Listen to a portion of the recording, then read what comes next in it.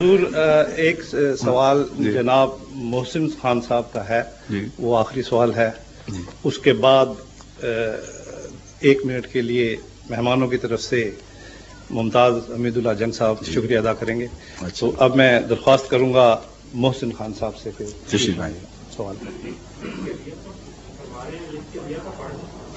ہاں محسن خان صاحب وہ آپ ہیں؟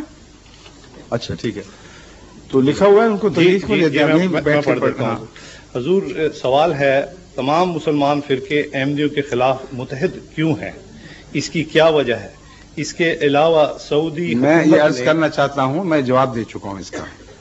ان کا متحد ہونا ہمارے خلاف نہیں، حق میں جاتا ہے، کیونکہ متحد ہو کر انہوں نے فیصلے کیا کیے۔ ایک فیصلہ متحد ہو کے یہ کیا کہ ان کو کلمہ پڑھنے کی اجازت نہیں، درست ہے کہ نہیں؟ ایک فیصلہ یہ کیا ان کو اپنے آپ کو مسلمان کہنے کی اجازت نہیں۔ ایک فیصلہ یہ کیا کہ مسجدیں بنانے کی اجازت نہیں۔ ایک فیصلہ یہ کیا کہ اذان دینے کی اجازت نہیں۔ ایک فیصلہ یہ کیا کہ حج کرنے کی اجازت نہیں۔ میں بتا رہا ہوں، میری بات سنیں۔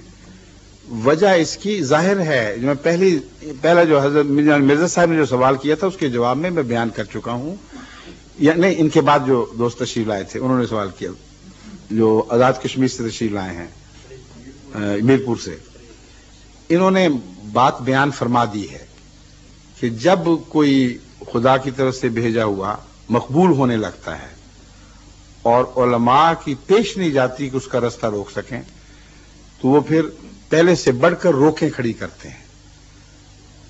اور وہ مسلمان فرقے جو ایک دوسرے کے خون کو مباح قرار دیتے تھے، ان کا اس بات پر اتفاق کر جانا کہ ہم اپنے اختلافات کے باوجود مسلمان کہلانے کا حق رکھتے ہیں اور احمدی نہیں رکھتے، ان کی بددیانتی کو ظاہر کر رہا ہے، نہ کہ ان کے تقویٰ کو ظاہر کر رہا ہے۔ اب آپ سوچئے کہ بریلویوں کے متعلق دیوبندی کیا کہا کرتے تھے؟ وہ کہتے تھے پکے مشرک ہیں، ان کے شرک میں ادنا سے شک کی بھی گنجائش نہیں۔ اور شیعوں کے متعلق کہتے تھے جو خلافت راشدہ کے اول 3 خلیفوں کا منکر ہے، وہ اسلام ہی کا منکر ہے، وہ منافق ہے، وہ آیت استخلاف کے سچا ہونے کی راہ میں حائل ہے۔ یعنی اس کا عقیدہ یہ بنا کہ خدا نے تو وعدہ کیا تھا کہ رسول اللہ علیہ وسلم کے بعد خلافت کو جاری فرمائے گا، اور آنکھیں بند کرتے ہی منافق سوار کر دیے۔ وہ کہتے ہیں، کہا کرتے تھے، ابھی بھی کہتے ہیں کہ ان کا اسلام سے کوئی تعلق نہیں، اپنی اپنی جگہ یہ کہتے ہیں نا۔